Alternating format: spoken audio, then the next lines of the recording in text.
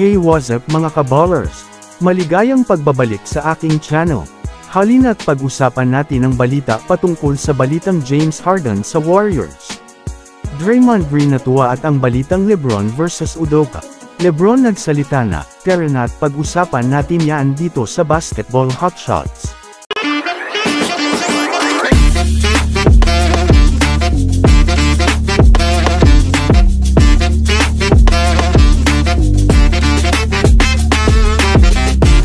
Una nga tayong dam ako mga kabowler sa balita patungkol sa kupunan ng Los Angeles Lakers.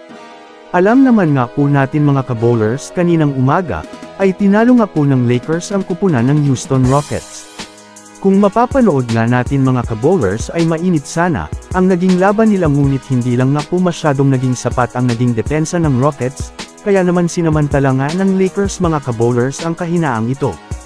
Tinalo nga mga kabowlers ng Lakers ang Rockets sa score na 107-97. Ngunit sa nangyaring laro nga mga kabowlers ay mayroon nga pong hindi magandang nangyari matapos magkaroon ng bangayan itong si LeBron James at Ime Udoka at nagrason ito para ma-eject ang coach sa laro. Ayun nga sa naging pahayag ni LeBron James mga kabowlers, ang pagbabangayan na daw nila ay patungkol pa sa nakaraan pa nilang problema ng panahong nasa Boston Celtics pa nga itong si Ime Udoka.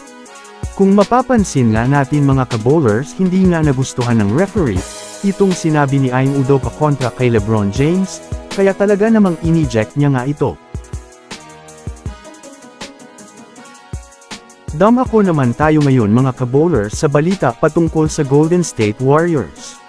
Sa nangyaring laro nga mga kabowlers kaninang umaga, ay alam naman nating hindi naging maganda ang resulta nito para sa kupunan ng Golden State Warriors. Para nga sa kaalaman ng lahat mga kabowlers ay tuwang-tuwa nga si Draymond Green, sa kanilang rookie na si Brandon Podziemski dahil na rin sa nakikipagsabayan nga daw itong si Podziemski, kay Harden na para nga bang mag-Calvel na nga ang dalawa.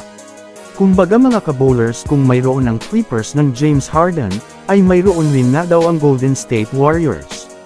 Kung susumadahin rin nga natin mga kabowlers nagbibigay nga itong si Draymond Green, ng papuri at lakas ng loob para sa kanilang rookie.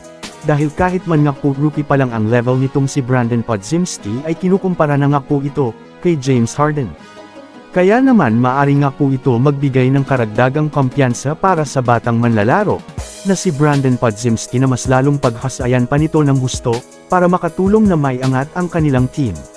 So that's it for today's video mga kaballers. Yan lang ang ating pag-uusapan sa ngayon, pindutin na ang subscribe and hit nyo na rin ang notification bell para sa mga susunod na updates sa mundo ng basketball.